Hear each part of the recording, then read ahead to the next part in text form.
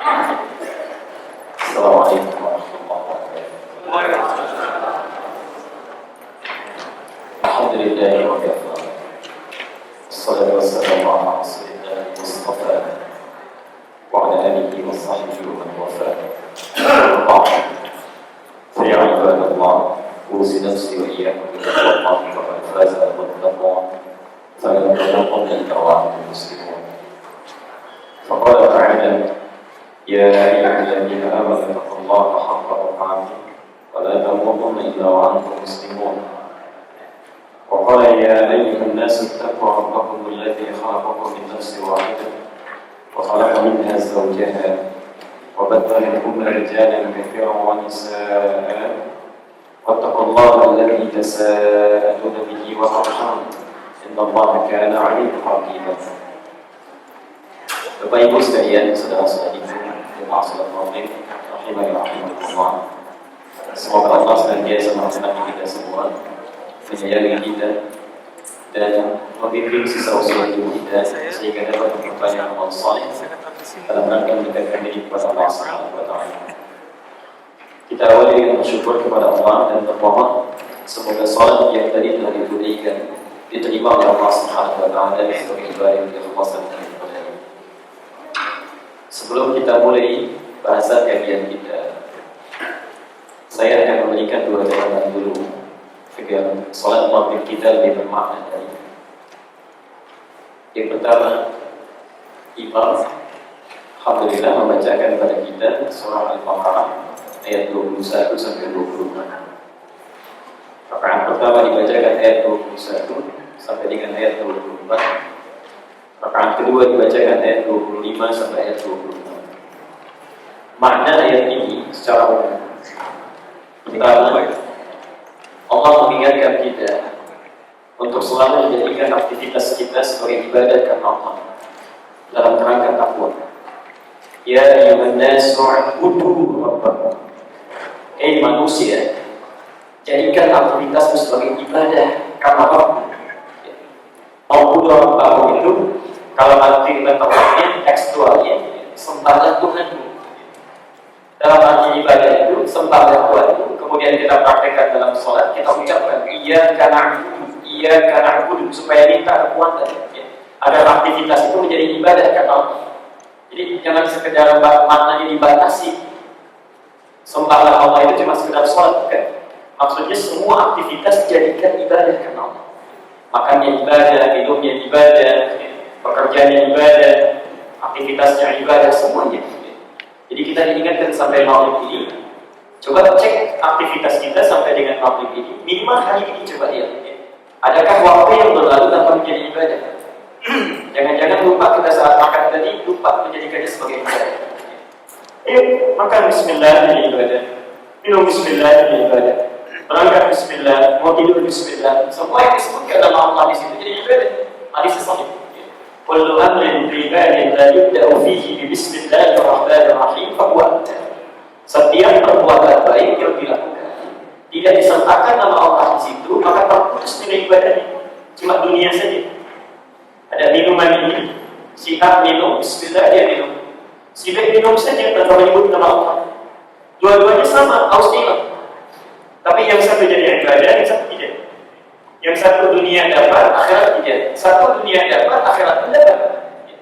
Karena itu diingatkan sampai maghrib ini, kata Allah, ayo hati-hati. Jangan sampai satu detik berlalu tidak menjadi ibadah, rugi. Kemudian Allah sampaikan ini yang menarik, ayat 22 kurang apa lagi Allah berikan fasilitas kepada kita supaya hidup kita itu nyaman untuk jadi ibadah. Walladzi ja'ala lakumul arda firasyan. Dijadikan hidup di dunia ini nikmat, mau apa saja silakan cari, dibentangkan oleh Allah. Mau cari rezeki ada aturannya, mau makan ditumbuhkan tumbuhan-tumbuhan, semuanya ditumbuhkan. Ada tumbuhan, ada hewan ternak. Wal arda wada'na lil anam. Surah Ar-Rahman itu kami jadikan semua yang di bumi itu lil anam, silakan makhluk. Untuk makhluk, semuanya ada. Dari mulai ternak, dari mulai buah-buahan, dari mulai tumbuhan, Masya Allah. Semua bisa dicari, kurang apa lagi kata Allah. Sementara itu, langit dijadikan sebagai tawanan, jadi enak. Siang-siang, wajahan dan nahar wa ma'asyah, silakan diberikan kemudahan beraktivitas. Wajahnya laila libasa, malamnya langit menutupi kita supaya istirahat. Coba bayangkan kalau dibuat tiap hari siang aja, nggak ada gelapnya, susah istirahat. Teman tinggal di kutub kita. Kapan ketemu matahari ini? Kapan ketemu bulan ini? Kapan ketemu siang? Kapan ketemu malam? Masya Allah, kalau tiap hari seminggu aja siang terus nggak ada malam ini, rasanya susah istirahat. Jadi siang kita dibuat nyaman bekerja, malam dibuat enak istirahat. Masya Allah, kurang apa lagi? Kurang apa lagi?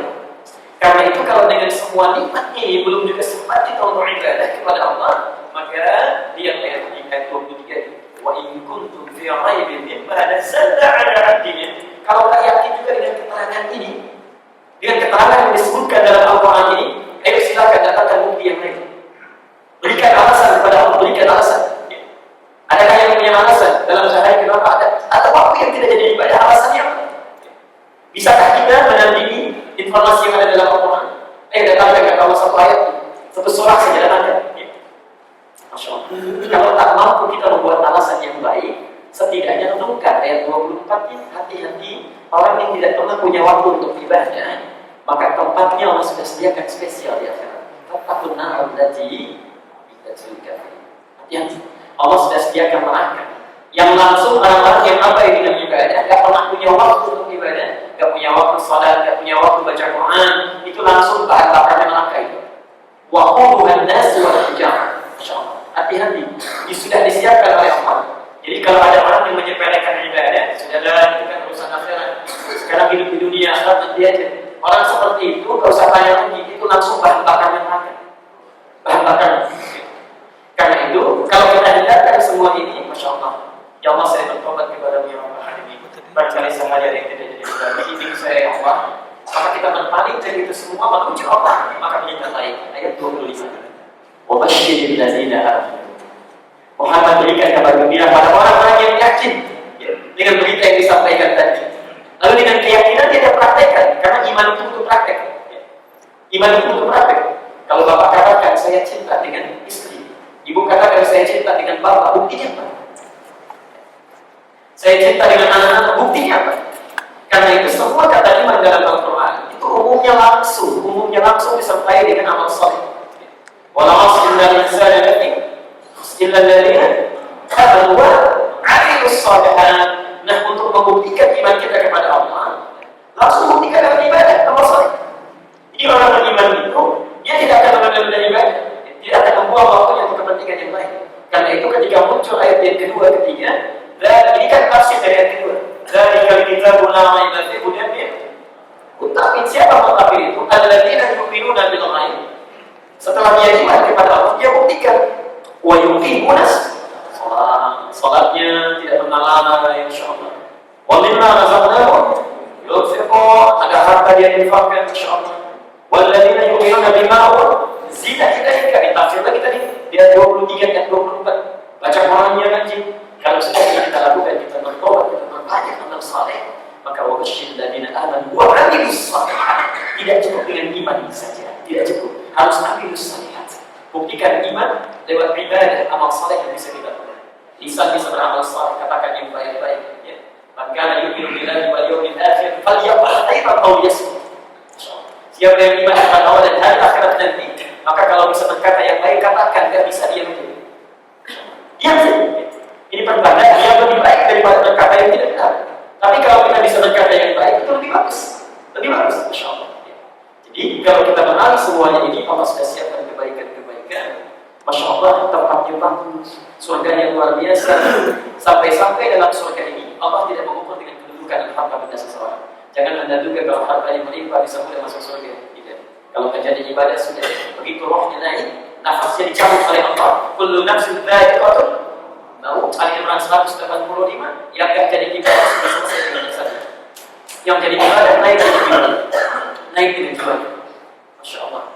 Ketika naik itu sudah tidak ada kedudukan orangnya, tidak ada harta benda. Anda melimpah punya kedudukan ini nggak jadi ibadah, sudah selesai dengan jasa, dikebumikan, naik menjadi ibadahnya saja. Karena itu Allah tidak memberikan ukuran kecuali amal saleh dan keikhlasannya. Ada orang-orang yang tidak mampu saat di dunia, Masya Allah, tapi ibadahnya rajin. ingin ke as-salat, tiba-tiba di jalan ketemu mie ayam, gak bisa beli,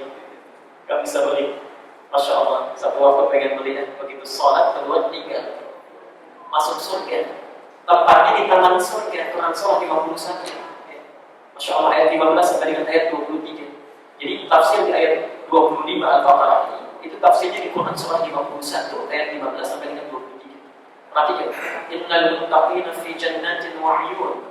Ada orang-orang yang bertakwa yang tinggalnya di taman surga. Taman surga.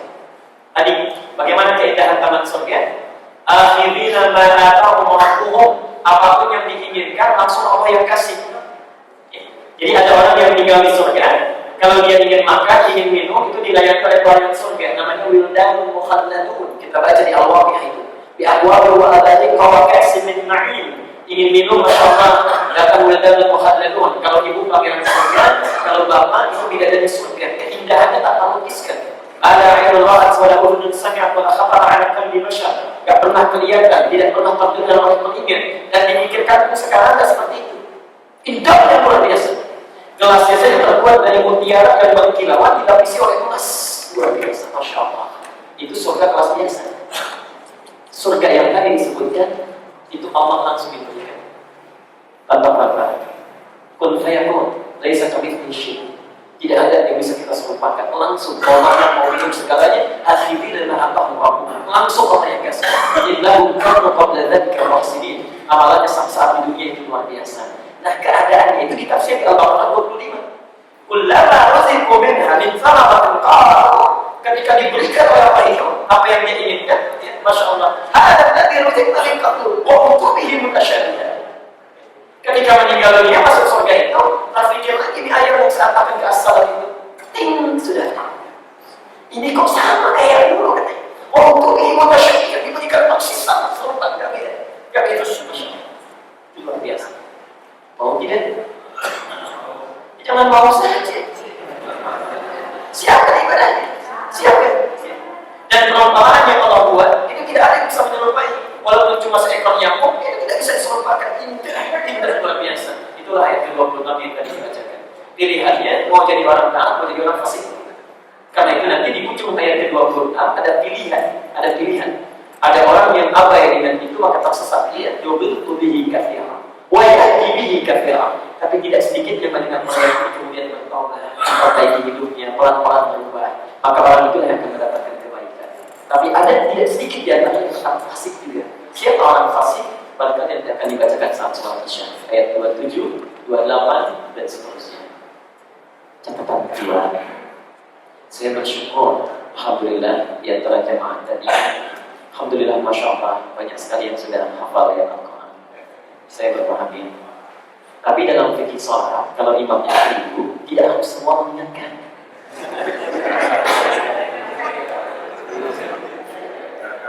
Nanti imamnya bingung, ya? Karena satu suara tidak jelas kedengaran, yang kedua jadi tegang bacaannya. Jadi tegang bacaannya.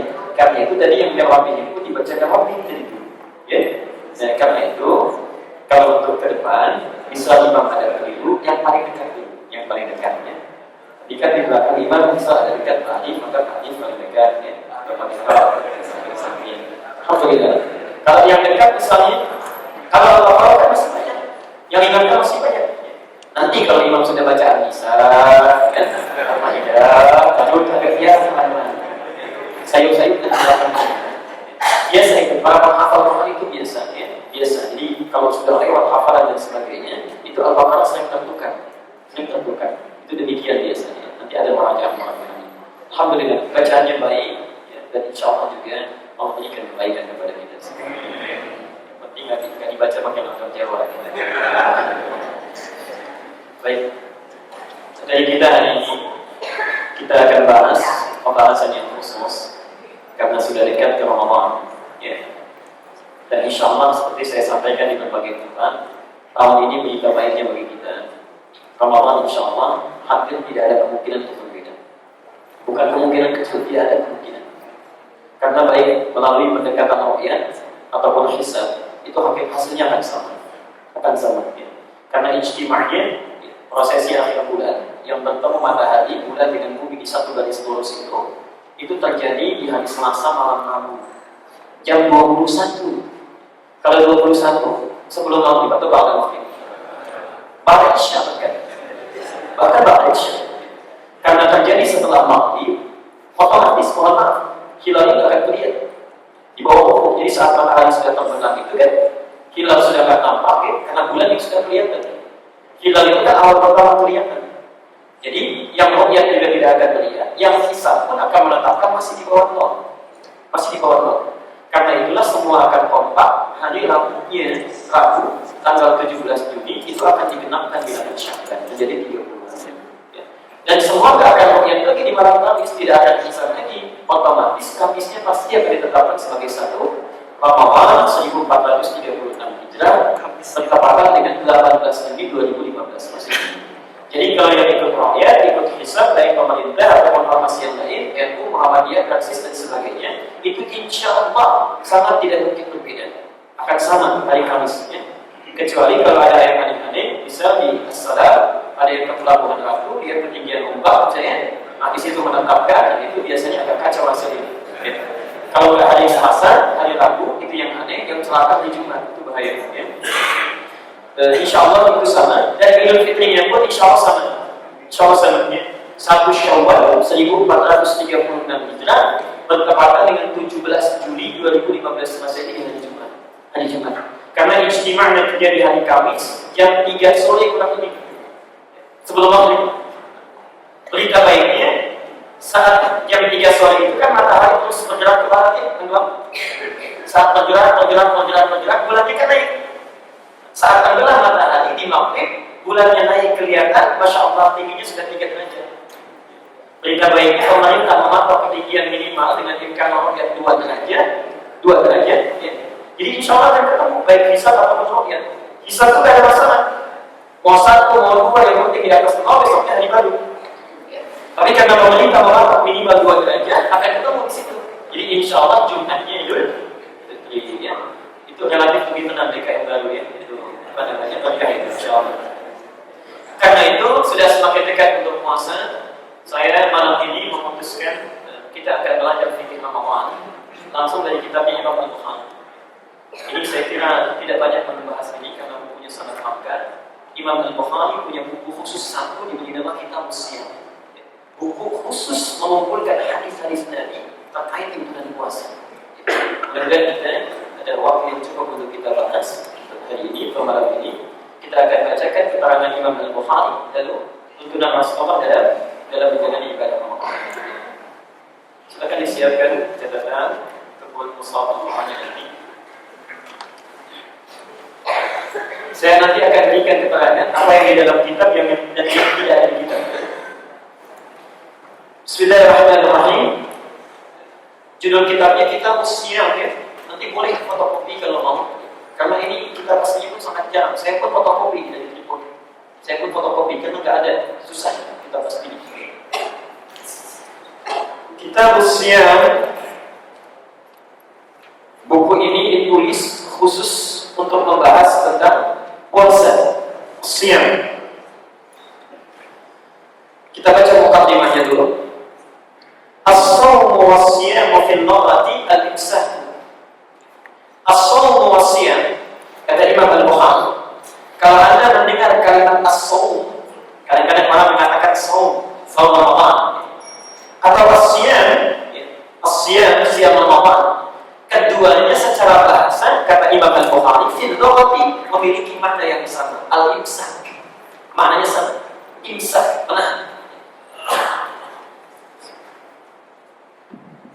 Jadi secara bahasa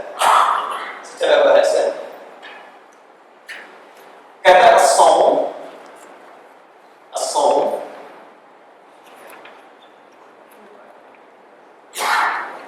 dengan as-siyam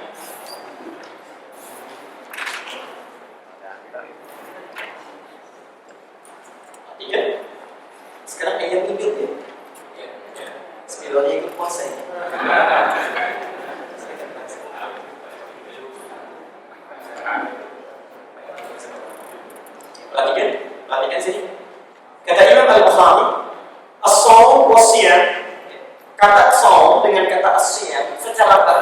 itu maknanya sama secara bahasa. Apa itu? Al-imsak, kata beliau. Al-imsak artinya menahan. Menahan. Jadi mau menahan apa aja secara bahasa itu imsak namanya. Mau menahan makan, mau menahan minum, menahan gak bicara seharian, itu imsak namanya. Karena itu kalau mendengar istilah imsak itu sama dengan siam, saum. Ya. Bapak Ibu sekalian, saya mau cek dulu sebentar. Tapi prakteknya para ulama semua kita fikih sama, semua kita fikih. Baik yang sifatnya tipis ataupun yang tebal, yang panjang, keterangannya sama. As-saum wal siyam al-imsak. Saum dan siam itu punya nama lain, namanya imsak. Namanya imsak. Jadi kalau misalnya, mohon maaf, kalau puasa itu mulainya kapan? Puasa mulainya kapan? Saat kita puasa, diawali kapan waktunya? Terbit fajar. Tandanya fajar apa? Ada. Tandanya ada. Kalau ada subuhnya jam 4:35, imsaknya berapa? 4:2. 4:35 atau 4:25?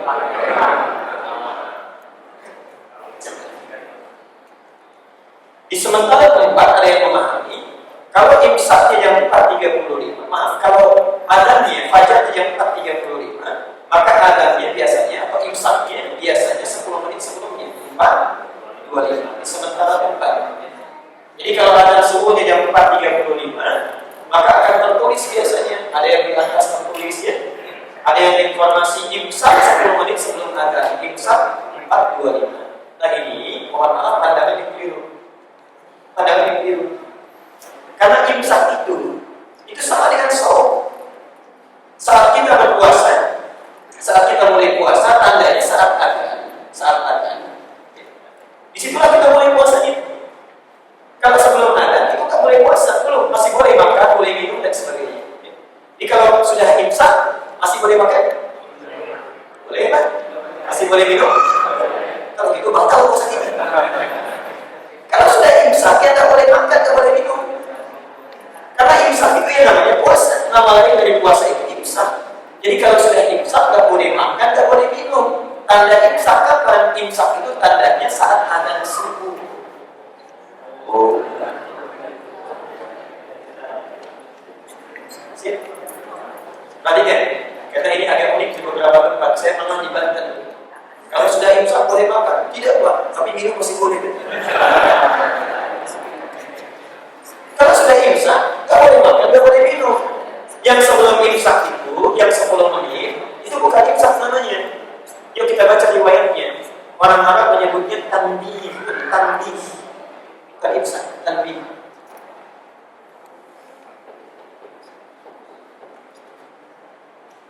Peringatan. Lampu kuning.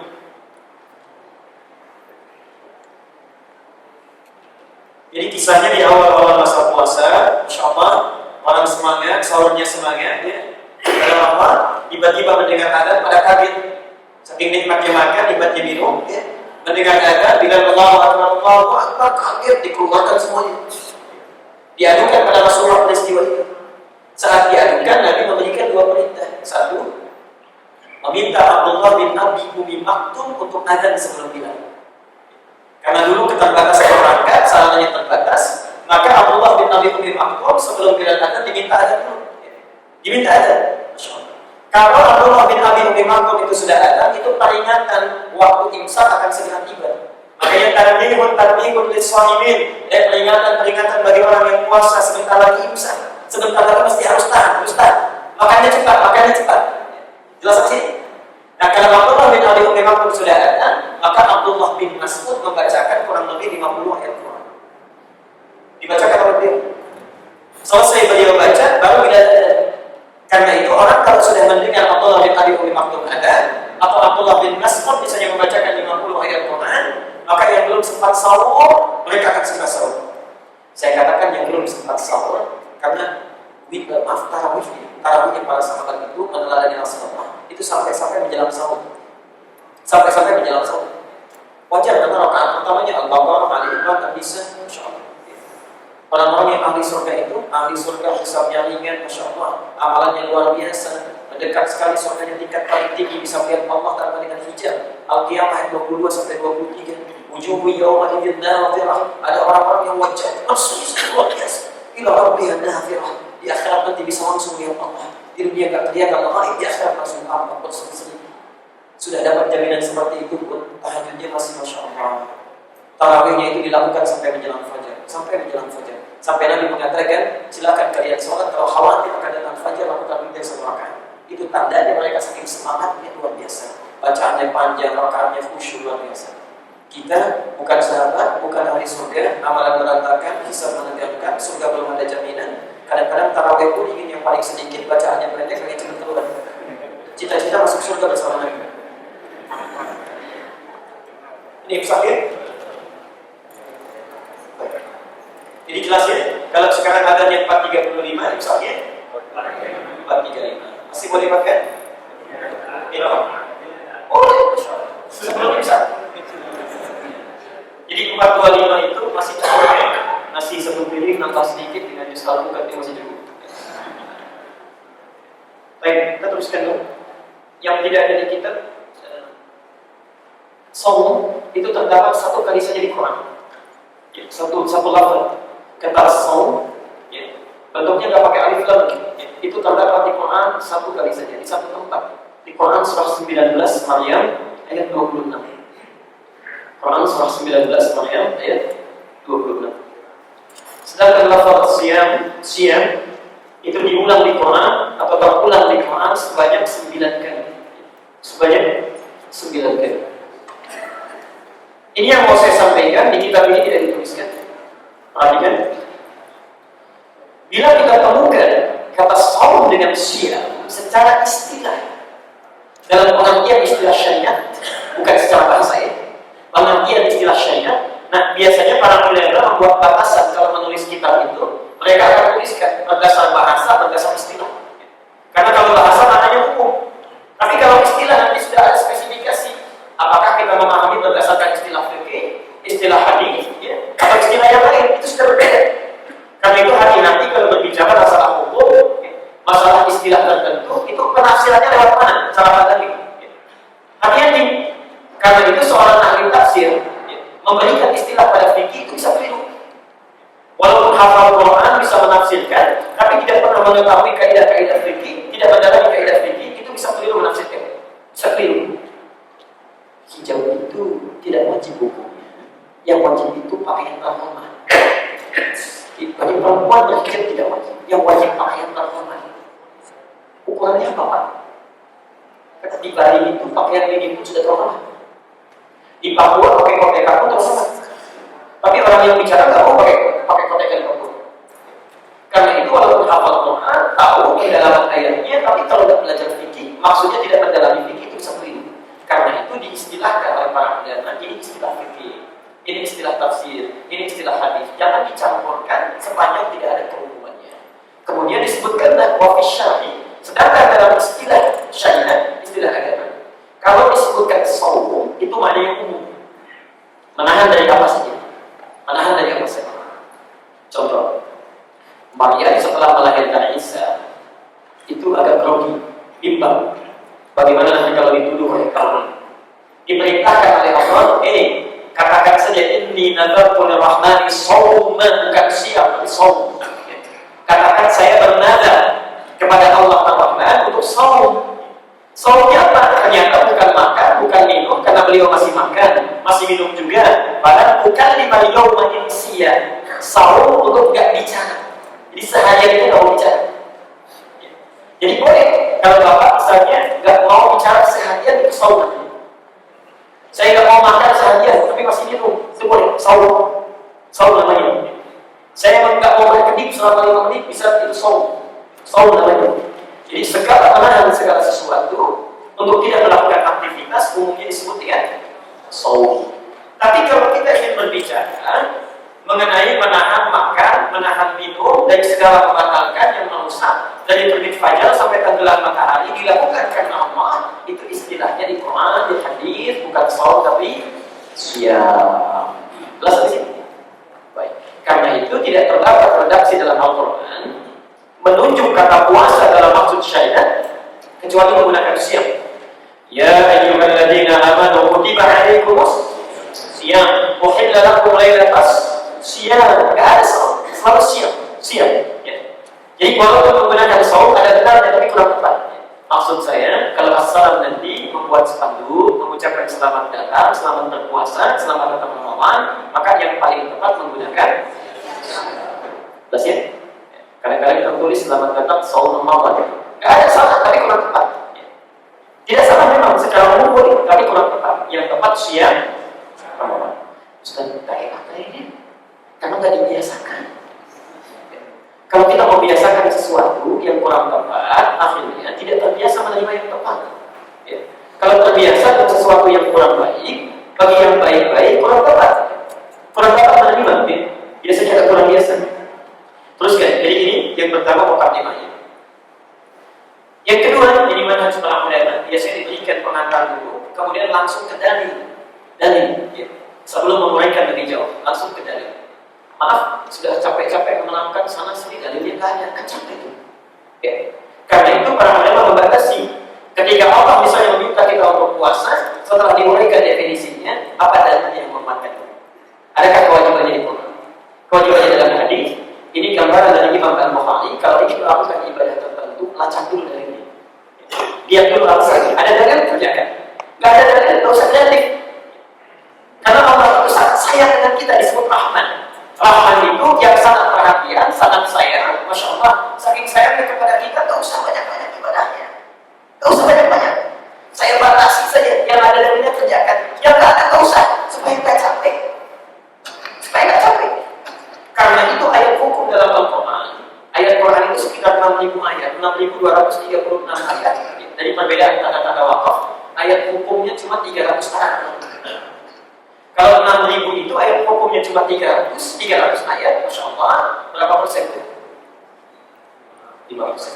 Hanya 5% saja, Masya Allah. Kita dalam 100% cuma dituntut oleh 5% saja. Itu pun masih malas juga, Masya Allah. Masih susah juga. Padahal Allah kita banyak.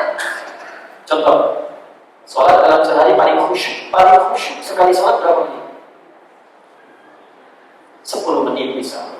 Kalau yang fardu ada 5, nanti dalam sehari berapa menit? 50 menit. Tambah dengan yang lainnya 10 menit, 1 jam. Dari 24 jam, Allah cuma minta 1 jam saja. Itu pun masih terlambat juga. Tapi kalau minta hebatnya luar biasa.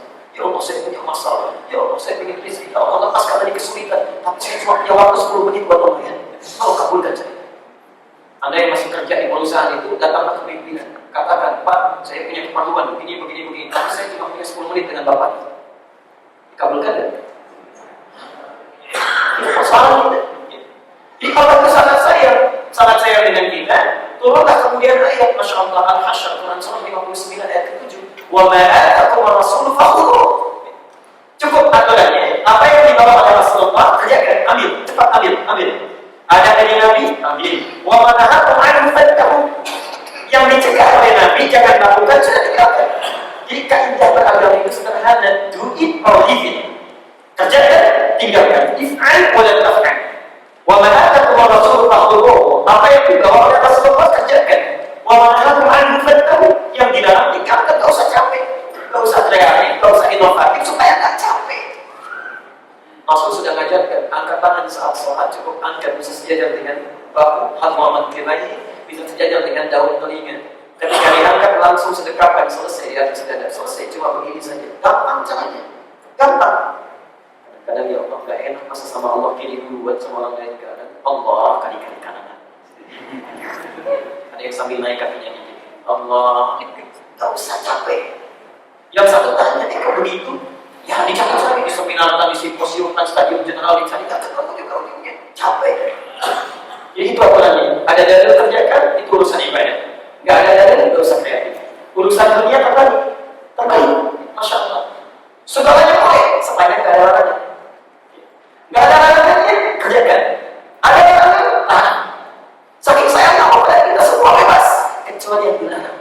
Semua bebas kecuali yang dilarang. Nabi Adam dulu kan yang dilarang cuma satu kan. Jangan dekati bakul itu. InsyaAllah. Al-Baqarah 35. Wa qulna ya Adam uskun anta wa zawjuka jannah wa kula minha ragadan haythu syi'tuma wa la ditinggalkan kecuali satu ini aja. Larangan itu sedikit, masya Allah. Semua tapi ibadah tidak, sedikit aja yang baiknya jangan supaya nggak capek. Tapi dunia cari silakan sebanyak-banyaknya, kecuali yang dilarang. Nah kaidahnya jangan ditukar. Kok Pak dibalik kan nggak ada larangannya? Sholat subuh 3 rakaat juga nggak ada larangannya. Sholat subuh berapa rakaat? 2, boleh nggak 3? Larangannya nggak ada. Silakan cari di Quran, cari di Sunnah, di hadis. Itu nggak pernah ada larangan sholat subuh 3 rakaat, nggak ada. Sampai kiamat kurang 2 hari nggak akan ditemukan. Nah karena dalam ibadah itu yang dicari bukan larangan, perintahnya. Tapi dalam urusan dunia jangan dibalik, masya Allah. Cari larangan, jangan cari perintah, jangan cari dalil, jangan. Kalau cari dalil susah. Begitu keluar dari masjid As-Sadar, ada tukang diskon bukan, mau beli, begitu mau beli, mana dalilnya? Yuk sekarang apa dalilnya? Bab wujubi siyam Ramadan. Bab menerangkan tentang dalil-dalil kewajiban puasa Ramadan. Satu dari Quran dulu, dari Quran supaya kuat. Al-Baqarah ayat 183 sampai 187. Di sini Imam Al-Bukhari mencantumkan satu saja 183 untuk contoh. Ingat ayat puasa itu satu paket ya, satu rangkaian. Jadi bukan hanya satu ayat tapi satu rangkaian. Al-Baqarah 183 sampai 187. Ya ayyuhalladzina amanu kutiba 'alaikumus shiyam kama kutiba 'alal ladzina min qablikum la'allakum tattaqun. Ketika Allah menyampaikan kutiba 'alaikumus shiyam, ada kalimat di situ. Diwajibkan atas kalian berpuasa. Dalilnya ada dari Al-Qur'an. Dengan ini kita bisa menyimpulkan kewajiban puasa bisa ditunaikan karena dalilnya terdapat. Kapan puasanya? Di Al-Baqarah ayat ke-185-nya dijelaskan kapan mulainya. Syahrul Ramadan. Syahrul Ramadan alladzi unzila fihi Al-Qur'an. Jadi yang wajib itu yang Ramadan, yang lainnya sunnah. Jelas ya? Yang wajib ya yang Ramadan, yang lainnya sunnah kecuali dalam pengecualian tertentu. Jelas di sini? Baik. Ya Allah, Engkau mewajibkan kepada saya. Caranya bagaimana? Baik, perintah Quran. Ada perintah sholat, Masya Allah. Al-Baqarah 43. Waqimus sholat. Dirikan sholat. Tapi di Quran tidak dijelaskan bagaimana cara sholat. Ada tuntunan rukuk di Quran. Ada perintah rukuk, tapi tuntunan tidak ada. Al-Baqarah 43. Waqimus sholat wa atuz zakat warka'u ma'ar raki'in. Rukuk adalah bersama orang yang rukuk. Tapi tidak dijelaskan bagaimana cara rukuknya. Sujud tidak diberitahu bagaimana caranya. Maka tugas Rasulullah SAW menjelaskan teknisnya, perinciannya. Penjelasan Nabi ini semuanya wahyu, tidak ada yang menjadi nafsu, tidak ada yang berasal dari nafsu. An-Najm Quran surah 53 itu, ya.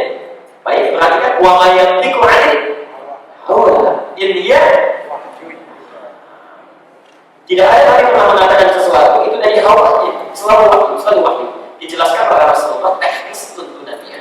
Karena itu untuk melihat teknisnya bagaimana cara puasa Nabi, jangan-jangan kita tahu puasanya Ramadan, tapi seenaknya menjalaninya kan tidak dapat.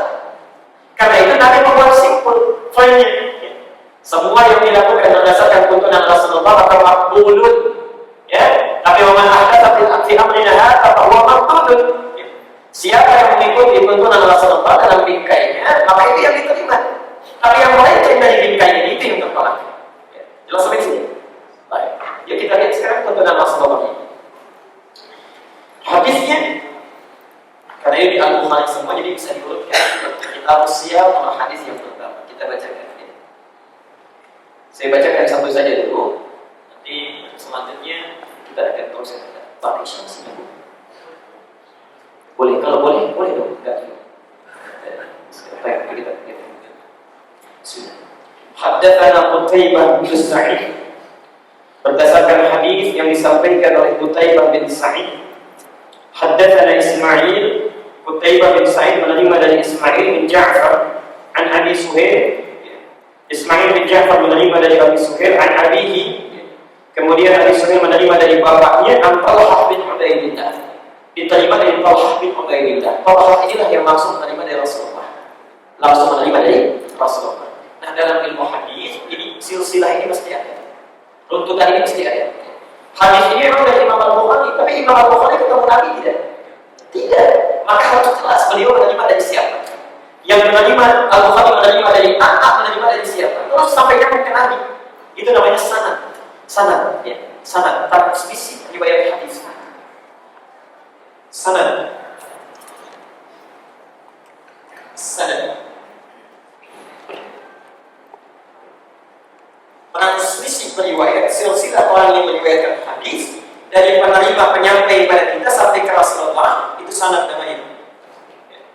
Satu saja terputus satu, maka kualitas hadis bisa berubah. Karena itu muncul istilah hadis dhaif. Bisa A dari B, B dari C, C dari D misalnya, sampai ke Z, sampai bertemu dengan Rasulullah. Ini nyambung semua. Tuntutan yang baik bisa dipertanggungjawabkan, maka sahih hadis ini. Tapi kalau satu hilang saja, cek ada baju, bisa berubah hadisnya, bisa berubah, bisa modal itu hilang di tengah-tengahnya, 2 atau 3, bisa munqati itu terputus, satu misalnya di awalnya hilang, nggak tahu dari mana siapa. Nah ini hadisnya berubah jadi dhaif. Jangankan terputus, satu saja bermasalah. Misal si B ini kredibilitasnya kurang bisa dipertanggungjawabkan dengan baik, akhlaknya kurang bagus, fasik, maka langsung hadisnya dihukumi mungkar. Mungkar itu hadis yang diriwayatkan oleh orang bermasalah, bukan hadisnya yang salah, orang yang keliru sehingga hadisnya diingkari. Pernah dengar hadis ini? Saya tadi dari At-Tin siang, itu imamnya masih membacakan ini. Allahumma barik lana fi Rajab wa Sya'ban wa baligh Ramadan. Pernah dengar? Ya.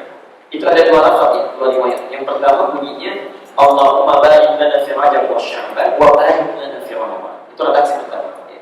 Ada di Musnad Ahmad, Musnad pertama dari Abdullah bin Abbas, nomor hadis 259. Yang kedua, redaksi yang populer di kita. Allahumma barik lana fi Rajab wa Sya'ban. Ya Allah, telah berkahi kami bulan Rajab dan Sya'ban wa balighna Ramadan, dan sampai ke kami bulan Ramadan. Itu redaksi yang kedua, ada di Sunan Al-Baihaqi kitab Syu'abul Iman, nomor hadis 3524. Ada di situ. Nah, kedua hadis ini masuk kategori munkar. Yang salah bukan doanya, bukan. Yang salah dinilai sebagai hadis disampaikan oleh orang yang tidak terpercaya. Karena di dalamnya ada seorang bernama Ziyad An-Numairi. Ziyad ini seringkali berbuat fasik, sering menyimpang. Sehingga karena menyimpang ini, ulama mengambil hadis ini ditepikan. Karena kalau diambil dari orang fasik bisa berbahaya. Yang paling ketat menepikan itu konsepnya Imam Al-Bukhari. Masya Allah, saya lukiskan saja ya. Jalan kaki dari Lebak Bulus ke Asal ini. Jalan kaki. Beliau mendengar ada informasi orang punya hadis di satu tempat, jarak itu cukup jauh, jalan kaki untuk mendapatkan satu hadis. Karena cuma ada di orang itu. Setelah jalan misalnya dari Lebak Bulus ke Asal ini, ke Bekasi, belum sampai diambil hadisnya, kelihatan oleh Imam Al-Bukhari pemilik hadis ini sedang bermain dengan ayamnya. Ayamnya pun ayam beliau, bukan ayam punya orang lain. Ambil ayam, seperti mau ngasih makan. Sudah dekat, ternyata ditangkap. Balik lagi Al-Bukhari, balik lagi. Tetangganya bingung, Syekh di mata itu. Syekh, kok gak jadi, kenapa pulang lagi? Kata Al-Bukhari, kalau sama ayam saja sudah bohong, apalagi sama Rasulullah. Kalau sama ayam saja sudah bohong, apalagi sama Nabi. Itu Imam Al-Bukhari.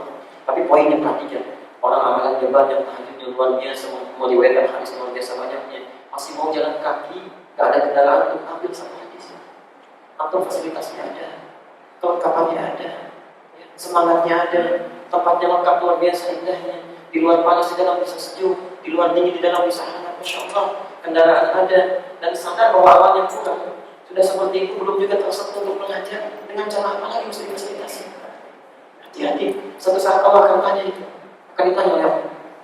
Karena itu yang kita baca hadis ini lengkap redaksinya. Nah, isinya disebut dengan matan hadis. Ya. Jadi isi hadisnya disebut dengan matan hadis. Yuk kita bacakan apa matannya. Kata Ubaidillah, beliau mengisahkan anna Arabiyyan ja'a ila Rasulillah sallallahu alaihi wasallam. Satu kali datang seorang Arab Badui, orang desa, datang tergopoh-gopoh menuju Rasulullah sallallahu alaihi wasallam. Ja'a ila Rasulillah sallallahu alaihi wasallam, saya maksi tergopoh-gopoh datang kepada Nabi. Ingat, ada Arabi, al-Arab, ada Arab itu lah. Oh, hati-hati jangan keliru ya. Jangan keliru. Ada Arab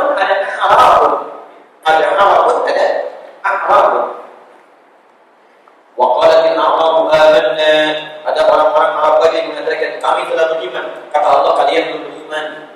Baru diucapkan saja. Walakin qulu aslamna wa lam yadkhulul iman fi qulubihim. Masyaallah. Katakan baru masuk Islam, tapi imannya belum masuk dalam jiwa. Ada apa? Dan apa? Ada apa? Lihat sini. Hati-hati, ini penting untuk diketahui, terutama bagi kita atau saudara kita yang akan umrah, akan haji. Ini penting mengetahui. Arab itu orang Arab kota, orang kota biasanya berpendidikan. Kalau orang Arab kota itu, orang Arab kota karena berpendidikan, kata-katanya cenderung sopan, sikapnya baik, masya Allah. Tapi kalau Arab, ini orang Badui, Arab Badui, Arab desa, pedalaman. Desanya di Arab dengan di kita itu jauh berbeda. Kalau orang desa di kita itu lugu, polos, sopan. Di Arab terbalik. Kalau di kita kan orang-orang kotanya, masya Allah, ya, luar biasa. Tapi desanya baik, sopan. Tapi kalau di Arab tidak, orang desanya yang bermasalah. Orang desa bermasalah. Jadi biasanya karena mereka kecenderungan tinggal di padang pasir, pindah-pindah. Padang pasir itu panas atau dingin?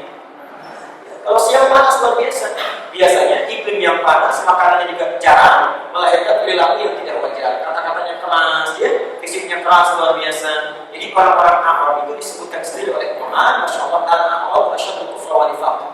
Orang Arab pedesaan itu kerasnya luar biasa, susah diatur. Ciri-cirinya, kalau yang ini dari pakaian jubahnya bagus di sini, rapi, bersih. Kalau pakai kafiah juga bagus kelihatannya, rapi. Tapi kalau yang ini, kata-katanya kencang, baju jubahnya biasa saja, kafiahnya biasa-biasa. Ya. Nah, hati-hati kalau nanti umrah atau haji biasanya kan suka ada yang menawarkan taksi, begini-begini. Itu ada rumusnya. Ya. Bagaimana rumusnya? Cara berkomunikasinya nanti setelah Isya kita sampaikan. Ya. Assalamualaikum warahmatullahi wabarakatuh.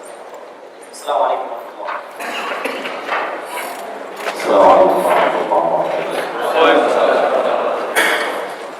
Alhamdulillah, wassalatu wassalamu ala rasulillah wa ba'd. Fi Allah wa sallallahu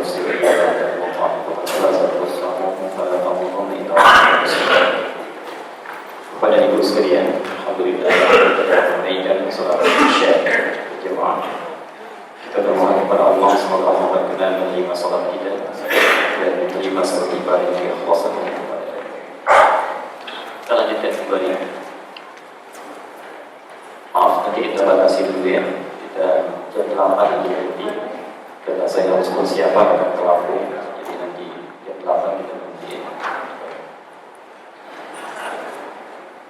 Kesimpulan dalam proyek kita dalam bahasan tadi, pertama, setiap ibadah itu mesti dilandasi dulu dengan dalil. Ada dalilnya, nyaman kita tunaikan. Tidak ada keterangannya, tidak perlu repot kita tunaikan. Teliti terlebih dahulu. Yang kedua, di antara dalil yang sampai kepada kita adalah kewajiban menunaikan ibadah siyam Ramadan, puasa Ramadan. Karena dalilnya didapati, maka wajib kita menunaikannya. Di antara dalil yang dimaksudkan adalah keterangan ayat Al-Quran. Bertebaran ayat di Quran meminta kita menunaikan puasa. Redaksinya menggunakan dua makna atau dua kata. Satu yang menggunakan kata shaum, yang dimaksudkan puasa dalam bentuk umum. Kalau kita misalnya ingin membiasakan sesuatu yang baik, biasa makan nasi terlalu berlebihan, sekarang kita puasa supaya nasi secukupnya saja. Bicara terlalu berlebihan, sekarang puasa yang baik-baik saja. Kalau ada yang jelek, tinggalkan, tahan. Itu shaum istilahnya. Kalau kita ingin gunakan yang lebih serius, puasa dalam konteks syariat, menahan dari yang membatalkan atau yang merusak dari terbit fajar sampai terbenam matahari dengan syarat dan ketentuan tertentu, maka istilahnya siyam. Saum terulang satu kali dalam Al-Quran, hanya di surah Maryam ayat ke-26, sedangkan siyam terulang 9 kali dalam Al-Quran. Di antara ayat yang langsung mewajibkan sifat siyam yang sifatnya wajib harus dilaksanakan, berdosa kalau ditinggalkan, itu adalah puasa yang dilakukan di bulan Ramadan. Berdasarkan keterangan tentang Allah dalam Al-Quran surah Al-Baqarah ayat 183 sampai 187. Kewajiban puasanya ada di ayat 183. dan keterangan di ayat 184. Waktu yang disebutkan Ramadan ada di ayat 185-nya, ya. Syahrul Ramadan alladzi unzila fihi al-Qur'an. Ketika menyebutkan syahrul Ramadan, artinya yang wajib itu hanya di bulan Ramadan, ya. Yang lain sebagai tambahan. Karena itu, Bapak Ibu sekalian, untuk mengetahui rinciannya, tadi telah kita berhenti membacakan satu hadis yang menguatkan kewajiban ini. Diterima oleh Imam Al-Bukhari dari Ibnu Taimiyah yang terkristal, ya, atau terhenti pada sahabat Talha bin Ubaidillah. Beliau menceritakan ada seorang Arab Badui datang kepada Rasulullah dengan berkokok-kokok. Kita berhenti membedakan kalimat Al-Arab dengan Arab tadi. Ya. Arab artinya orang-orang Arab Badui pedesaan karena tipikal karakternya khas, ya, agak sulit diatur, agak keras. Maka berinteraksi dengan orang-orang seperti ini di dua kota suci, di Makkah dan di Al-Madinah Al-Munawwarah. Yang pertama, mohon maaf, kita mesti berprasangka baik dulu pada Allah, ya. Karena hati-hati walaupun antum tahu informasinya, ketika sampai di tempat bumi Allah langsung Al-Haramain Asy-Syarifain. Al-Haramain itu dua tempat yang diharapkan kita melakukan maksiat di situ. Jadi memikirkan yang buruk aja sudah tidak boleh.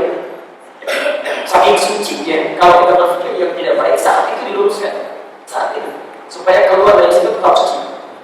Ada yang kotor masuk ke situ, dibersihkan supaya di luar kotor masuk bersih, keluar bersih. Itu cuma di Makkah dengan Al-Madinah, Makkah dengan Madinah.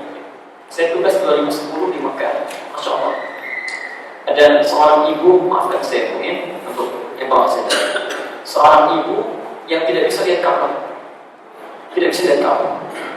Padahal matanya bisa lihat, yang lain kelihatan. Sudah dituntut sama kawan kami, sampai tangannya megang Ka'bah itu tidak kelihatan, tidak terlihat, sampai nangis jadi. Coba ibu ingat apa yang salah. Rupanya setiap di perjalanan lisannya terlalu tinggi, ya, terlalu tinggi, seakan-akan lebih tinggi daripada yang lain, sehingga lupa ada kesombongan yang mengangkat. Allah tidak suka dengan sifat sombong. Sampai di sana nggak bisa lihat, sampai dituntut istighfar, taubat kepada Allah, baru dia bisa lihat lagi. Insyaallah itu terjadi. Dan pengalaman kami yang langsung luar biasa, kawan-kawan. Ada orang yang Masya Allah kalau ikut langsung sesaat di situ. Ada orang yang dari Indonesia punya masalah, sampai di kamarnya di Makkah itu, di Makkah itu selalu kalau masuk kamar mandi airnya berhenti, yang lain jalan mengalir. Jadi dia keluar, yang lain masuk mengalir lagi, dia masuk mati lagi. Masya Allah, selalu gitu. Kalau dia katanya mengalir jangan dimandikan dulu. Masya Allah, ketika masuk nyala, ketika sampo mati, berhenti. Konsultasi pada pembimbing kloter, kan suka ada ya pembimbing ibadah itu. Ketika bertanya sederhana ya, biasanya kalau pembimbing sudah paham itu, ya, kalau kejadian-kejadian itu, coba Pak ingat punya masalah apa yang terkait dengan ayat. Nangis luar biasa. Mengakui waktu di Indonesia katanya suka menukarkan air tetangga selangnya dia datang ke rumah. Tetangga diambil dialihkan di rumahnya. Taubat istighfar, ya mohon ampun kepada Allah, ya Masya Allah. Di situ baru begitu masuk kamar mandi jalan mengalir. Itu Al-Haramain namanya. Dilarang kita memikirkan mengajarkan yang buruk. Jadi berpikir yang jelek itu sudah tidak boleh. Asy-Syarafain yang dimuliakan. Jadi kalau orang melakukan mulia cepat diangkat derajat, cepat diangkat. Karena itu jangan heran kalau ada orang-orang baik itu dibaikin bisa. Tiba-tiba nawarkan makanan, nawarkan kopi, nawarkan teh, diajak minum susu, Masya Allah. Tak semuanya. Kadang-kadang ada orang satu dikasih saja, dan teman juga dikasih. Ada orang satu dikasih kurban, teman dia ada begitu. Jadi syarifain namanya, syarifain. Dua tempat yang suci. Pikiran kita baik akan baik. Maka kalau melakukan tipikal yang seperti ini, pikiran kita baik dulu. Alhamdulillah, Allah kirimkan kepada saya ini yang seperti ini supaya saya bisa belajar. Mudah-mudahan Allah memberikan hati. Itu insya Allah akan baik. Yang kedua, kehati-hatian secara ikhtiar. Hati-hati secara ikhtiar. Ya. Biasanya para petugas itu untuk kehati-hatian kalau naik mobil misalnya Arab yang punya itu yang naik yang laki-laki duluan baru perempuan. Tapi kalau perempuan dulu baru laki-laki. Ya. Dan jangan pernah kalau mobilnya mogok meninggalkan pasangan kita di dalam, keluar nggak boleh. Ya. Dan 2010 itu pernah ada modus kita mencari sulitnya luar biasa itu. Laporan mobilnya mogok minta didorong oleh suaminya, begitu keluar didorong mobilnya lagi. Itu gak perempuan. Selalu ada kejadian. Mudah-mudahan insya Allah selamat koi, siapa punya akan berangkat bulannya tahun ini. Itu Arab. Tapi Arab yang ini itu di antara yang sedikit. Di antara yang sedikit ya. Arab yang cerdas tapi polos. Kita lihat ini. Datang kepada Rasulullah dengan bergobok-gobok tadi orang sifaqala, maka dia kemudian bertanya, "Ya Rasulullah, wahai Rasulullah, akhbirni madza faradallahu 'alayya min as-shalah." Tolong kabarkan kepada saya apa yang diwajibkan oleh Allah kepada saya mengenai sholat. Yang wajib aja, yang sunnah nggak usah diterangkan ya Tuhan. Yang wajibnya aja. Maka kemudian maka Rasulullah menjawab, "As-shalawatu khamsah illa an tatawwa'a syai'an." Cukup yang wajib saja yang lima dari fajar sampai dengan isya. Kecuali kalau mau menambah, yang wajib cuma 5. Masya Allah. Faqala dia bertanya lagi, "Ma'adha faradallahu 'alayya min as-siyam?" Ini hujjahnya. Ini istidlal. Apa yang Allah fardukan kepada saya dari ibadah puasa? Dari ibadah puasa. Nah ini penguat tadi redaksi Qurannya. Kalau kita mengatakan dari Quran itu untuk wajibnya puasa Al-Baqarah, kalau di hadis apa? Nah ini hadisnya. Faqala maka dia kata Rasulullah, "Syahrul Ramadan illa an tatawwa'a syai'an." Cukup puasa Ramadan aja yang lain sunnah. Jadi hadis ini memberikan isyarat kepada kita hukum puasa Ramadan wajib. Jadi kalau ada yang tidak mengerjakan puasa Ramadan maka dia menyimpang dari kewajibannya. Yang wajib sunnah dikerjakan silakan. Ya. Ada kesempatan yang kerjakan, sengaja tertinggalkan atau tertinggalkan rugi kita. Ya, baik. Teruskan. Faqala akhbirni bima faradallahu 'alayya min az-zakat. Maka dia berkata lagi, tolong kabarkan kepadaku apa yang diwajibkan kepadaku dari zakat yang wajib dia. Ya. Maka Rasulullah untuk mempersingkat supaya tak hanya lagi tentang umrah, tentang haji, tentang yang lainnya. Ya. Maka diterangkan pada Rasulullah dengan cepat. Fa'akhbara Rasulullah sallallahu alaihi wasallam syara'i al-Islam. Maka diterangkan pada Rasulullah tentang syariat Islam yang pokok-pokok. Ini kejadian Rasulullah dalam menangkap pertanyaan. Kadang-kadang orang bertanya banyak dirinci 1-2 sekali aja dijelaskan semuanya supaya keadaannya lagi. Supaya dia kami saat di Tripoli itu orang Afrika hebat Pak, luar biasa. Mereka belajar bahasanya. Kalau dapat satu kosakata di kelas itu dipraktekkan langsung di lapangan. Dipraktekkan. Bisa. Kaifa haluk? Apa arti? Apa kabar? Kaifa haluk? Dia dengan kalimat itu saja. Lalu ada kosakata misalnya ibu, bapak, itu dipraktekkan kaifa haluk dengan kata yang barusan tadi. Begitu bertemu dengan kita, tanyanya banyak. Padahal cuma satu rumusnya kaifa haluk. Kaifa haluk? Kaifa haluk ummu? Kaifa haluk abu? Kaifa haluk akhu? Masya Allah. Kaifa haluk, bagaimana kabar Anda? Kita jawab alhamdulillah khair. Kaifa haluk? Ibumu bagaimana? Alhamdulillah khair. Kaifa haluk abu? Masya Allah. Terus itu. Kalau belum selesai dia masih ada kosakata tanya juga. Tetangga kita tanya juga. Kaifa haluk jauh katanya. Bagaimana teman kamu yang ada di kamar itu? Karena dikatakan sama gurunya, satu kosakata ini bisa mendapat 1 yang lain. Karena orang kan kadang-kadang jawab alhamdulillah khair. Yang kedua ada kosakata baru nih banyak. Itu kreatif. Cuma kalau kita sudah paham agak lama di sana, tunggu sampai akhir dulu. Kaifa halu, sudah selesai semuanya, kita jawab alhamdulillah kulluhum bi khair. Semuanya baik. Di balik gampang enggak capek kita jawab kulluhum bi khair. Jadi ini yang dilakukan di dalam sholat.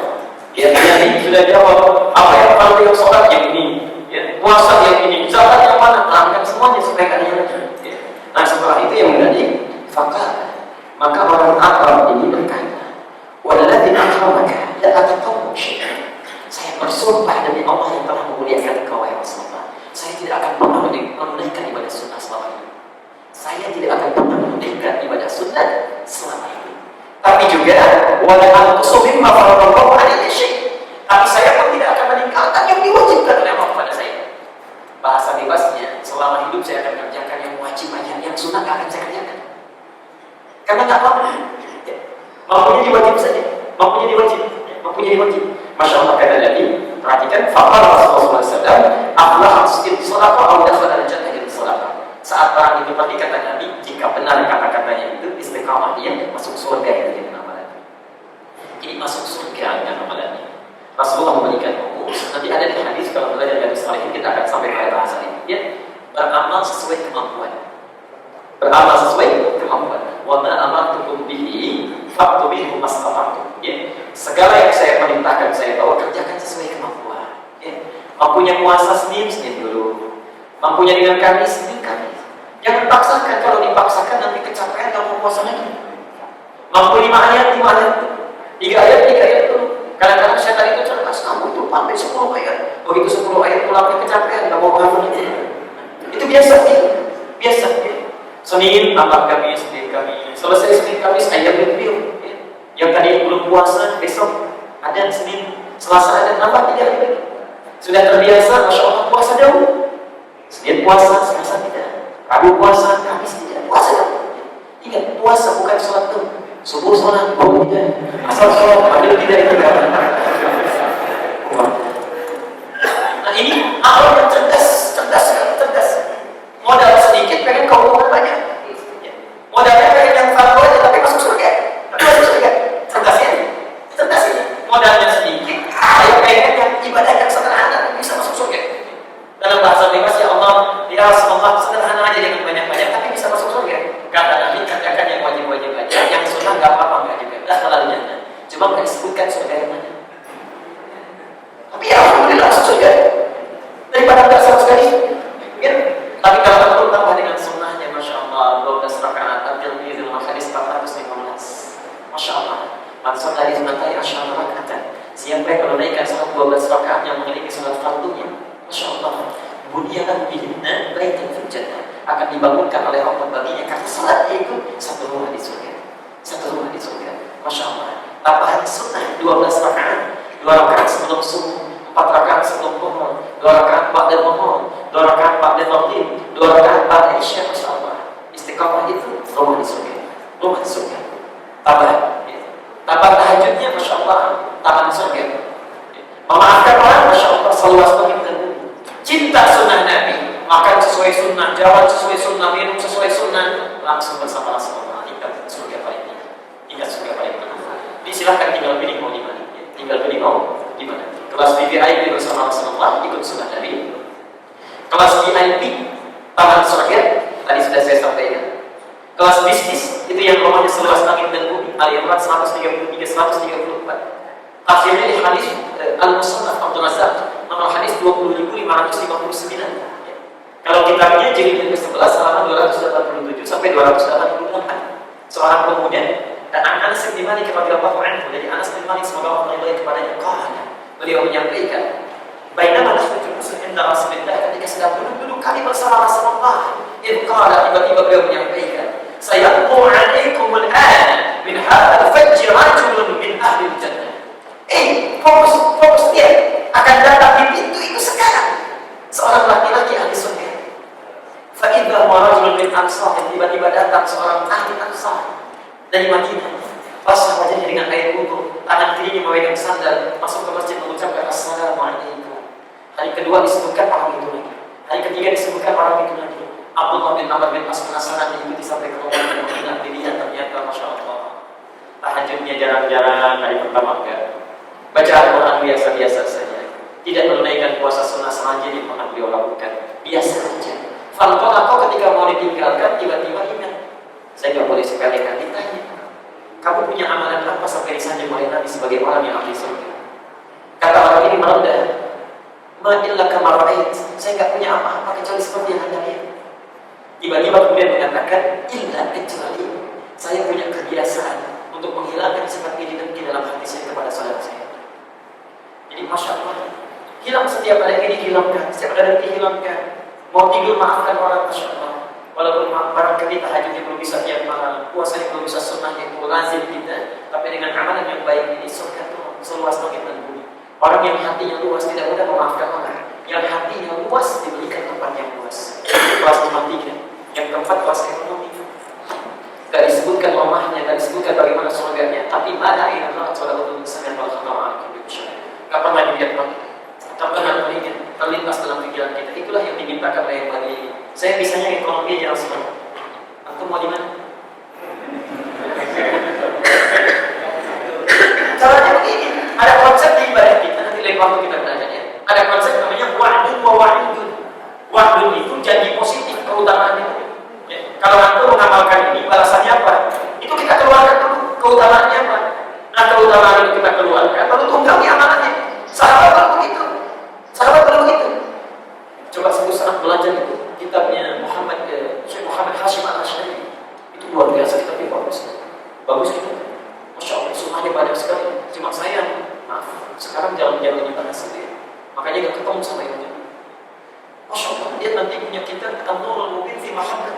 mursalin. Kita keempatnya di halaman 31 sampai halaman 37. Masya Allah, halaman 31 paragraf yang kedua dengan paragraf yang ketiga itu diuraikan bagaimana ulama salaf itu mereka beramal itu keluar dari surganya. Mau di mana?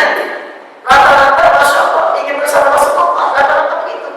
Lalu ditunggangi amalannya, ditunggangi amalan surga nomor 1. Kan jelas ya, kalau kelas nomor 1 nggak nyampe, itu nyangkut di surga yang selanjutnya kan. Tapi kalau cita-cita atau di ekonomi misalnya nggak nyangkut ke situ di mana? Ada persoalan. Jadi itu rumus. Jadi ini hadisnya menunjukkan bahwa puasa itu wajib berdasar hadis ini. Yang terakhir saya bacakan satu hadis. Jadi kita masuk ke bagaimana puasa. Saya konsumkan saja. Jadi intinya Rasulullah menuntut 3 amalan. Ada 3 amalan yang diprioritaskan oleh Rasulullah. Diminta kita untuk memaksimalkan itu semua. Untuk memaksimalkan itu semua. Ada 3 amalan. Nah, sebelum menyampaikan 3 amalan itu, Nabi membuat aturan umum.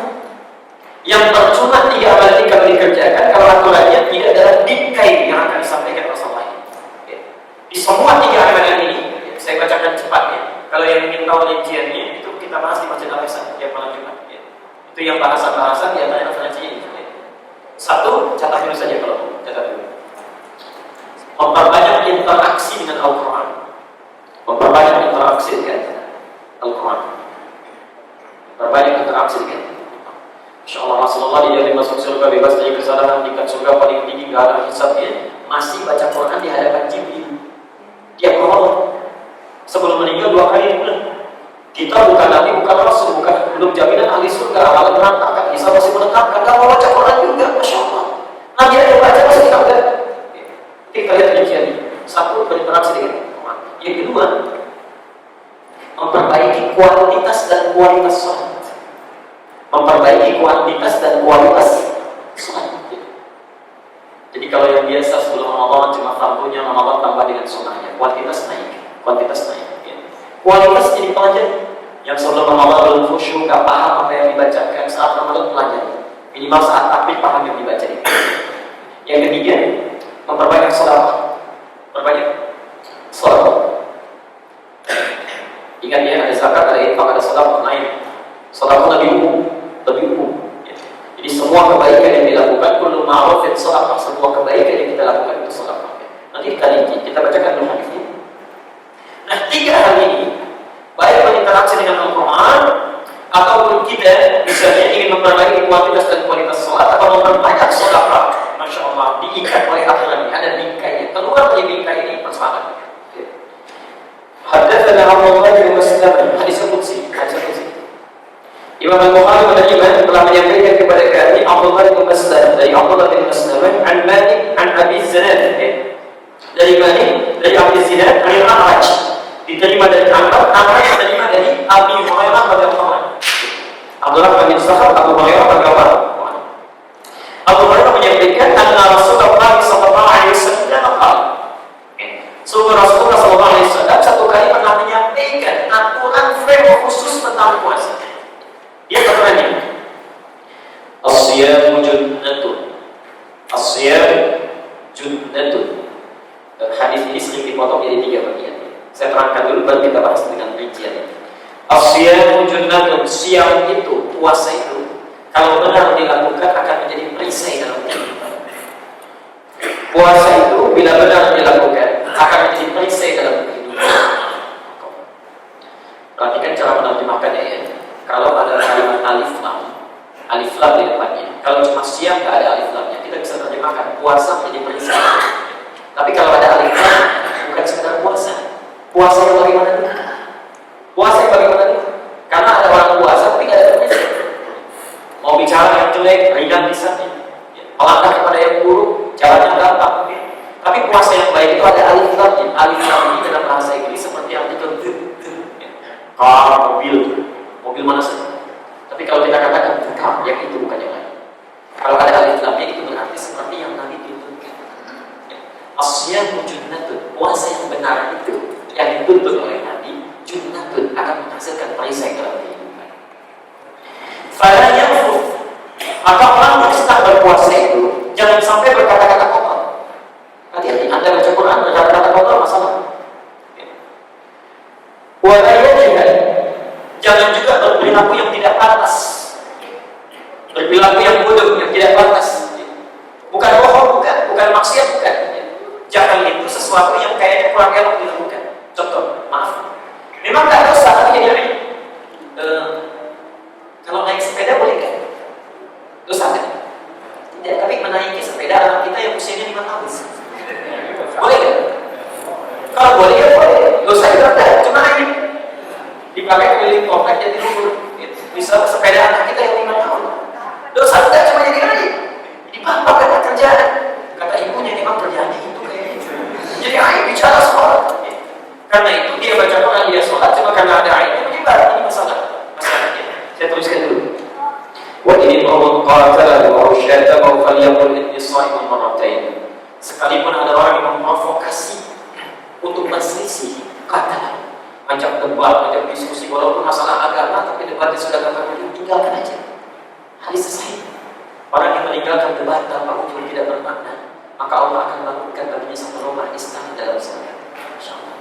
Orang yang meninggalkan canda tak ada manfaatnya, maksudnya canda yang bohong, yang tidak ada manfaatnya, Allah bangunkan istana di pinggiran surga.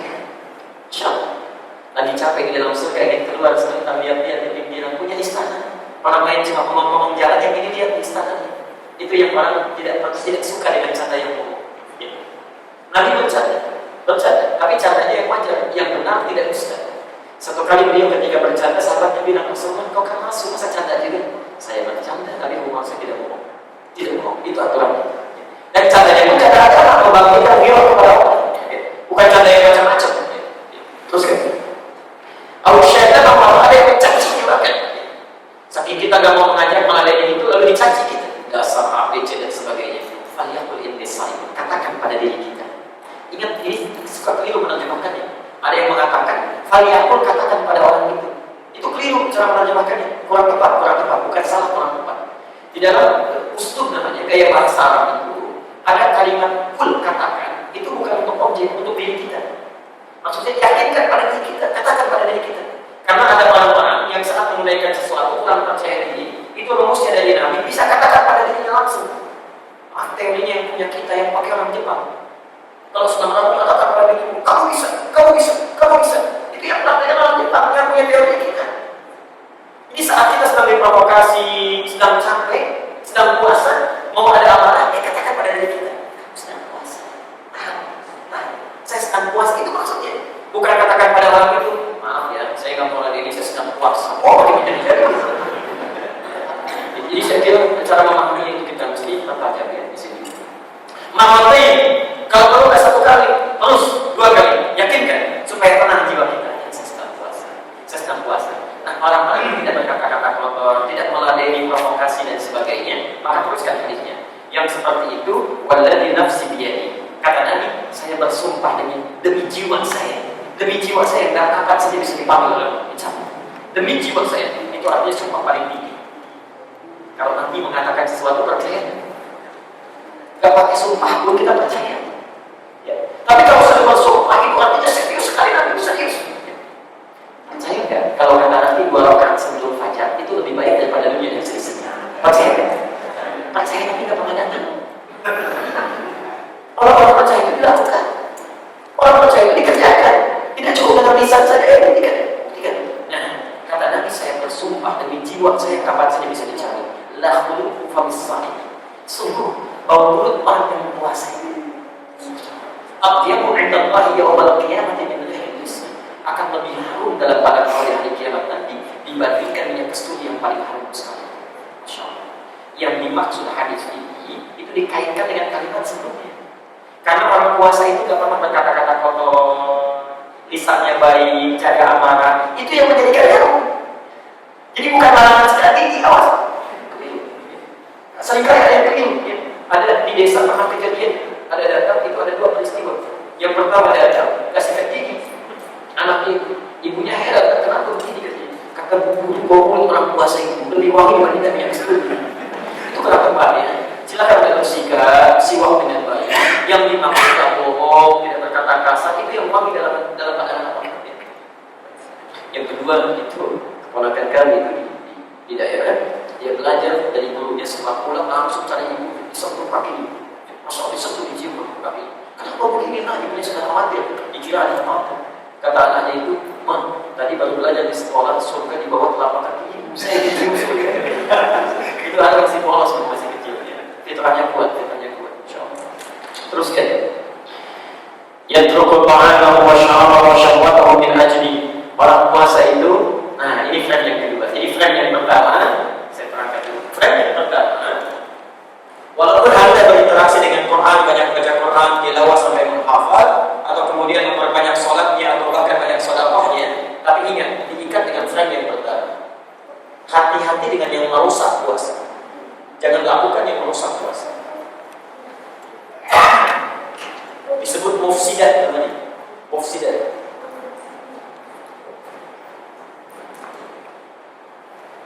Jadi fikih puasa itu ada dua jenis framing. Yang pertama ada yang mubtilat atau muftirat. Muftirat itu yang membatalkan puasa, langsung batal. Muftirat.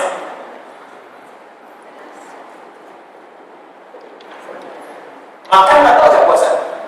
Batal. Minum batal. Berhubungan seksual siang hari batal. Itu muftirat namanya. Yang kedua mufsidat, yang merusak, mengurangi pahala puasa. Gak langsung batal puasanya, cuma pahala kurang. Nah, yang paling luar biasa, Nabi tidak menyebutkan yang kedua ini, muftirat. Tidak disebutkan di hadis ini. Kenapa tidak disebutkan? Ini usul dalam bahasa Arab. Karena yang ini sudah dipahami wajah. Orang sudah tahu semua kalau makan pasti batal. Saking tahunya, yang sedang tak puasa pun nggak tahu makan dari orang puasa. Ibu sedang libur misalnya pas sahur, itu pasti itu saking pahamnya dengan ini. Kalau mau makan pasti cari tempat tersembunyi, cari tempat tertutup. Saking pahamnya, ini tidak perlu diterangkan lagi. Tapi yang kadang-kadang sudah lupa ini mufsidah, lupa. Maaf, saat sedang puasa misalnya, sekali lagi memikirkan sesuatu yang buruk, berkata yang kotor, maka berkurang 25% pahala berkurang. Yang kedua, kecil-kecilan bohong juga 40% berkurang. Hingga berapa? 35%. Melakukan tindakan tidak pantas, Masya Allah. Masuk masjid, dari sini masuk, sana masuk, keluar masuk. Berkali-kali orang kebingung kan? Masya Allah, kurang lagi 10%. Hingga berapa? 20.000. Keluar dari masjid, orang lain mencela, ada diskusi, dilayani juga, Masya Allah, sampai dicela-cela. 50% lagi dosanya. Berapa persen sisanya? Yang isi 25%. Ini yang paling berbahaya, nggak sadar orang puasa. Kalau membatalkan puasa 100% langsung batal, hilang. Tapi kalau yang merusak bisa melahirkan dosa. Udah nggak dapat pahala, puasanya melahirkan dosa. Tahu kita di sini. Kalau hadis Muslim nomor hadis 5.611 yang disebutkan oleh Nabi, ada orang puasa tapi mencela orang lain juga. Orang sholat tapi juga menuduh orang lain juga. Itu maksudnya mufsidat. Ini persoalannya. Karena itu hati-hati. Ini yang disimpan oleh Nabi. Walaupun banyak baca Quran, banyak sholat, tapi melakukan yang ini persoalan serius. Tahan. Jelas? Frame yang kedua, saya percepat. Frame yang kedua. Nah, orang yang biasa seperti ini nanti, subhanallah, yang pertama kali diberikan keistimewaan itu lisannya wangi. Haram lisannya. Kadang-kadang saking sayangnya Allah, ada orang-orang dimuliakan untuk di dunia dijadikan haram lisannya. Atau kalau belajar ilmu qiraat, ilmu Quran, ilmu qiraat yang sudah hafal biasanya satu bacaan, itu belajar lagi 7 bacaan. Ya. Ada 7 qiraat, 6 qiraat yang lain. Lalu sudah hafal 7 qiraat, nanti ada 3 qiraat tambahan, masyhur 10. Kalau sudah hafal 10, 4 qiraat tambahan, syad namanya. Di antara yang 7 qiraat itu ada namanya Imam Nafi'. Nafi itu punya 2 murid, satu qaul, yang kedua warsh. Nafi itu masya Allah tinggal di Madinah. Secara fisikal tidak ideal. Kulit hitam, bibirnya tebal, keadaannya biasa, dan yang paling luar biasa telinganya sudah tidak jelas mendengarnya. Tapi masya Allah, kalau beliau ingin membaca Al-Quran, mengecek murid-muridnya, itu ketahuan dari lisan muridnya. Gak dengar pun kelihatan bibirnya, berarti sudah tahu ini keliru. Harusnya begini, kurang tepat. Dan setiap berbicara, masya Allah, selalu tercium bau wangi di lisannya. Al-Quran selalu harum lisannya. Itu Imam Nafi. Jadi kalau aku belajar ilmu qiraat akan diceritakan kisah-kisah keutamaan dan keutamaan para ulama. Masya Allah, itu ulama salaf dulu. Baik. Frame kedua, yang perlu para membawa syarah yang membatalkan tadi, yang membatalkan termasuk mufsidatnya tadi, min ajli dilakukan karena Allah. Awas ini aturan yang kedua. Hati-hati. Jadi semua ibadah tadi, 3 frame yang tadi, baik baca Quran, baik sholat, baik melakukan sedekah, hati-hati lakukan karena Allah. Tapi kan yang lain, karena nanti ada yang tidak sadar kita menyertakan unsur lain motif lain saat ibadah. Kalau yang jelas langsung ketahuan, langsung batal. Misal mau datang ke masjid sholat tarawih, iya, supaya kelihatan yang lain. Imam aja supaya bacaannya terdengar bagus oleh orang, itu nggak penting. Al-Baqarah 264. Ya ayyuhalladzina amanu la tubtilu shadaqatikum. Orang-orang yang punya iman, jangan batalkan kebaikan-kebaikan yang telah kau telah itu. Jadi batal bil manni wal adza, dengan hal yang mengganggu dan merusak. Apa contohnya? Karena yunfiqu malahu li'anas. Seperti orang yang ria karena makhluk, sholatnya ria, itu langsung gugur. Bahkan ayat ini langsung menyebutkan beruntung orang kafir. Pasti beruntung orang kafir. Gak beramal, gak dapat pahala. Yang ini beramal, gak dapat pahala, gak dapat dosa saja karena dia. Masya Allah. Allah la yahdil qawmal kafirin, 7 ayat. Dan Allah tidak akan memberi petunjuk kepada orang kafir. Disuruh pakai dengan orang kafir. Hati-hati. Nah, yang tidak sadar itu kadang-kadang yang tipis. Kok soalnya nggak di masjid As-Salam sih? Kok di masjid lain? Habis di masjid As-Salam kenapa? Masjid lain itu imamnya bacaannya cepat, ayat-ayatnya pendek, kok nggak tarawihnya itu bukan min ajli, bukan karena Allah, karena ajar sikapnya, padannya, cepatnya. Kadang tipis itu Pak. Kuliah ajarnya tipis itu. Kalau bacanya yang berkualitas boleh silakan. Ya, kan sifat sholat tarawih itu ada 3 sifatnya. Sesuai sunnah Nabi, itu jarang sekali, hampir nggak ada. Yang kedua mirip-mirip sunnah Nabi. Yang ketiga agak jauh dari sunnah Nabi. Asal tinggal pilih aja. Mau yang sesuai sunnah Nabi? Oh, alhamdulillah. Nanti lihat dalam hadis Muslim, nomor hadis 767, 730, 772. Dari Al-Mughirah bin Syu'bah, kemudian dari Hudzaifah Al-Yamani. Rasulullah itu rakaat pertamanya itu cuma 3 surat. Al-Baqarah, Al-Imran, An-Nisa. Al-Baqarah, Al-Imran, An-Nisa. 5 juz 4 halaman. 5 juz 4 halaman. Ibnu Mas'ud dengan Al-Mughirah bin Syu'bah, Allah coba-coba di belakang Nabi. Begitu sudah 100 ayat Al-Baqarah, dikira mau ruku, ternyata lanjut. Selesai Al-Baqarah, dikira mau ruku, lanjut tadi sampai An-Nisa mau ruku, besoknya nggak ikutan lagi. Bukan karena nggak kuat, kata Ibnu Mas'ud, saya khawatir punya prasangka buruk. Nabi mau ruku ternyata enggak, Nabi mau ruku ternyata enggak. Masya Allah. Jadi agak susah sesuai sunnah Nabi. Dijadi masuk surga, soalnya ibadahnya luar biasa. Sunnahnya masih sampai pekan-pekan ini, masih sampai pekan-pekan. Itulah Muhammad SAW. Jadi agak susah. Yang paling mungkin mirip-mirip sunnah Nabi, mirip-miripnya. Yang tenang bacaannya, yang nyaman, walaupun yang dibaca barangkali ayat-ayat yang standar-standar. Insya Allah. Baik, tapi apa yang orang berbeda sih? Nah, orang yang melakukan itu maka langsung pahalanya. Nah, ini keutamaannya. Apa yang kita dapatkan? Asyamu li wa ana ajzibi. Kata Allah, puasa khusus kalau dilakukan karena aku langsung yang memberikan penilaian. Bahasanya ajzi itu artinya pahala tanpa batasan. Dibayangkan pun akan kebayang. Gak ada batasan. Saya beri contoh. Kalau antum infak berapa pahalanya? Kalau saya bicara pahala artinya pemberian akhirat 700 kali lipat. Al-Baqarah 261. Lalu dari yang fikun apa fi sabilillah. Seumpama orang berinfak karena Allah, karena tadi habbatin seperti orang menanam biji, ya. Ambatan 7 sanabil tumbuh 7 bangkai. Di kulli sumuratin yang terbuka, setiap bangkainya 100 butir kebaikan. Kali 700 kali lipat, Masya Allah. Infak 10.000 malam ini dalam pandangan Allah kali 700 kali lipat. 700 kali lipat, Masya Allah. Di akhirat. Nah, tapi ayat belum selesai. Ada aturan. Wallahu yudha'ifu liman yasha'. Allah akan melipat gandakan amalan seseorang, pahalanya bagi yang tidak ikut-ikutan. Karena ada orang yang ikut-ikutan. Ada. Kalau saya sekarang begini, pahalanya sendiri kerjakan. Itu pahalanya sesuai yang dihitung. Tapi kalau nggak ikut-hitungan, Allah memberikan tanpa hitungan. Yudha'if, memberikan balasan tanpa batasan. Boleh kalau itu boleh silakan. Tapi karena keikhlasan kita itu yang membentangkan pahala luas tanpa batasan. Nah, khusus untuk puasa, pahala amalan apapun yang kecil yang besar Walaupun cuma ambil sampah misalnya di Masjid As-Salam di bulan Ramadan kita ambil tanpa orang tahu, Masya Allah, pahalanya bisa lebih besar dibandingkan ibadah-ibadah yang rutin kita kerjakan selama Ramadan. Minimal wal hasanatu bi asyri amsalihha. Minimal 10 kali lipat di hari biasa. Kalau antum baca Quran hari ini, pahalanya berapa setiap huruf? 10. At-Tirmidzi nomor hadis 2910. Man qara'a harfan min kitabillah falahu asyru hasanah. Siapa yang baca Quran satu huruf saja dapat 10 kebaikan. Walau aqul alif lam mim harfun, saya tidak katakan kata Nabi alif lam mim satu huruf. Alifun harfun, alif satu huruf, lam harfun, lam satu huruf, mim harfun, mim satu huruf. Wa likulli harfin asyru hasanah. Setiap hurufnya 10 kebaikan. Tapi kalau dibaca di bulan Ramadan, Masya Allah, kali lagi 10, 100 kali lipat setiap huruf. Minimal 100 kali lipat.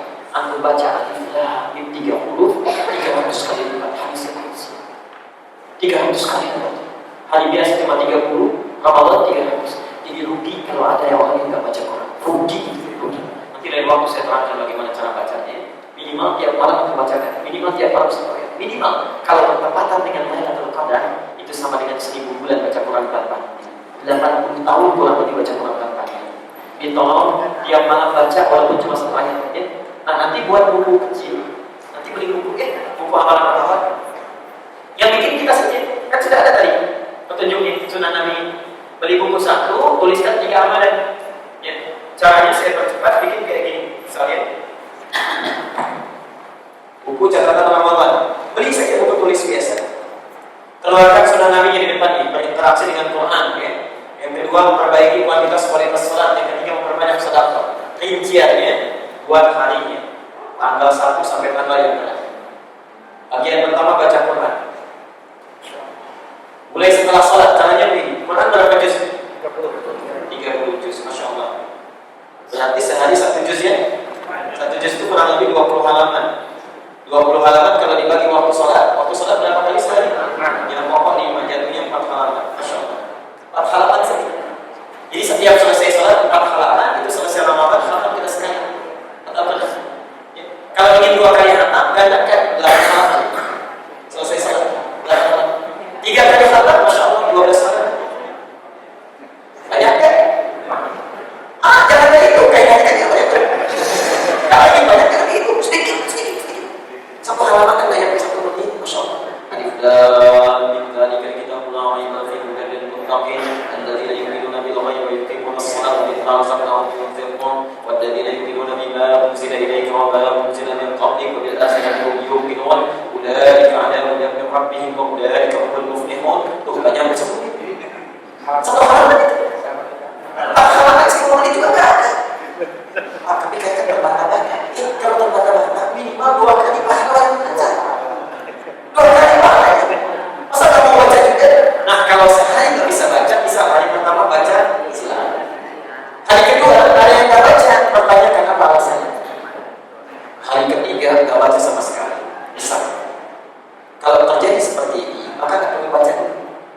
Malam-malam sebelum sahur setengah 2 lembut, ambil mushaf yang ukurannya paling besar di rumah, masuk ke ruang tengah, buka, jangan dulu dibaca.